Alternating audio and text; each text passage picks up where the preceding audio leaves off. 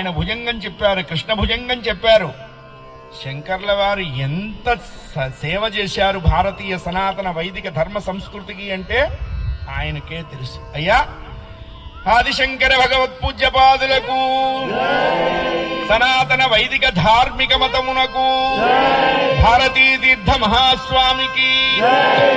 అయ్యా అది రామావతారం. ఆత్మజులను కనుగొనునపుడెల్లాగా జనక మోదము తోడు తల్మీసములు దూవు దశరథుడు.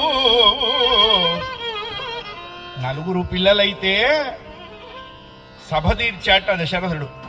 పిల్లలకి 16వ సంవత్సరం ప్రవేశించి 16 సంవత్సరాల 8 నెలలు వచ్చినాయి. దశరథుడు కశ్యపుడిలాగా ఉన్నారు. కుడివైపు రామచంద్రమూర్తి, రాముడికి దిగువన భరతుడు, ఎడమవైపు లక్ష్మణుడు, లక్ష్మణుడికి దిగువన శత్రుసూదనుడు. ఎలా ఉన్నారు అన్నారు. ధర్మ అర్థ కామ్య మోక్షాల్లాగా ఉన్నారు అన్నారు. మరి దశరథుడు ఎలా ఉన్నాడు అన్నారు. ఈ 4ంటిని జాగ్రత్తగా పట్టుకున్న జీవుళ్లాగా ఉన్నారు అని చెప్పారు. అంతే. మనకి అరిషడ్ వర్గాల్లోనూ కామన్ చెప్పారు, పురుషార్థాల్లోనూ కామన్ చెప్పారు. ఏంటంటే ఎక్కువ ఓటింగ్ దీనికే ఉందా అంటే, మొదట చెప్పిన 6 వదలాల్సినవి, వెనక చెప్పిన 4 పట్టుకోవాల్సినవి. కామ క్రోధ లోభ మోహ మదమాత్సర్యాలు వదలండిరా, ధర్మ అర్థ కామ్య మోక్షాలు పట్టుకోండి. అది కూడా ఎలా పట్టుకోవాలి? ధర్మంతో అర్థం సంపాదించాలి, ధర్మంతో సంపాదించిన అర్థంతో కామ్యం నెరవేర్చుకోవాలి, ధర్మంతో సంపాదించిన అర్థంతో నెరవేరబడ్డ కామ్యం చేత మోక్షం కలుగుతుంది. మోక్షం అంటే శరీరం వదిలిపెట్టిన తర్వాత పొందేది కాదు, శరీరం ఉండగానే అనుభవించేది.